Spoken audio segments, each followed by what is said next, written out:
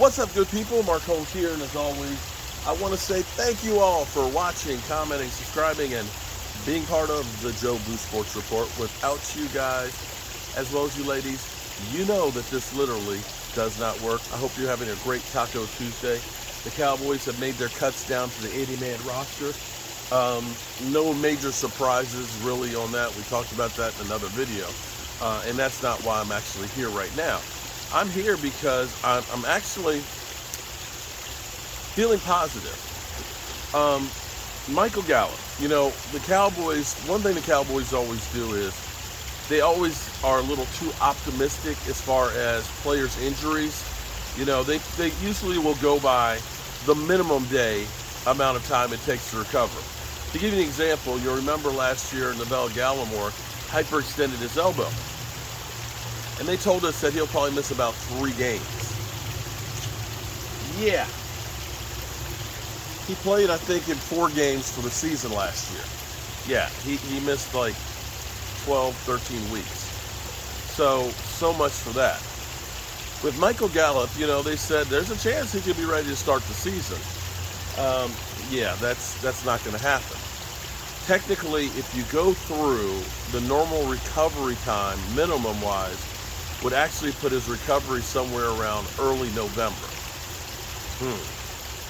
Now, here's where we look at it and say, when do we think that he might actually be ready? Couple things to watch. One, the fact that he was actually out running routes last week with Dak. That's a good sign. Second part of the equation is, today is not only cut down day, today is also the first day that you can put a player on the PUP list for the season. See, now, the Cowboys cut down the 80-man roster. Next Tuesday, they have to cut down to the 54-man roster, see who clears waivers, and then they can bring 16 back for practice squad. Okay. If you have a player who is not going to be ready to start for the beginning of the season in the first 4 games, you can put him on the PUP list to start the season, which means then you have basically one exemption for that player on somebody to keep on the roster. So it behooves you, if you know that the guy is not going to be able to play the first 4 games of the season, to put him on the PUP list. That way you can hold on to another one of your players. Now, you can start doing that today. Told you guys that Chase Young was put on that list, so Washington has an extra exemption. Great. Okay. All right. Now, the Cowboys did not put Michael Gallup on that list. So that means it's possible, if he does not go on that list, he can start anytime during the season. And that would make you think that the Cowboys are thinking that he's not far enough off that he could play in the 3rd or the 4th game. Otherwise, you'd put him on there immediately. Now, here's the caveat. Here's the caveat on this thing. They still have until 3 o'clock next week that they could add him. So this could be, actually, they're just going to say, no rush to put him on there. We've got another week to evaluate and look at it and see, is there a chance?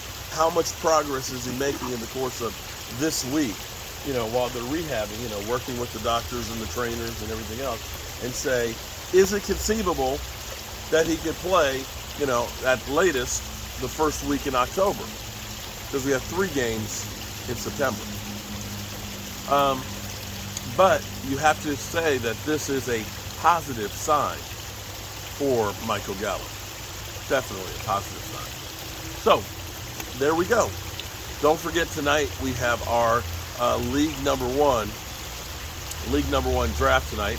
Maybe we'll do another draft tomorrow night, and maybe another one on Thursday night. Who knows? But getting the fantasy football leagues together. But you know what's kind of interesting? It's been a little quiet out here lately without the Eagle fans. It seems like the Eagle fans have kind of slowed their roll a little bit. Are you guys okay? All right, y'all. I'll catch you later with any other news. Peace.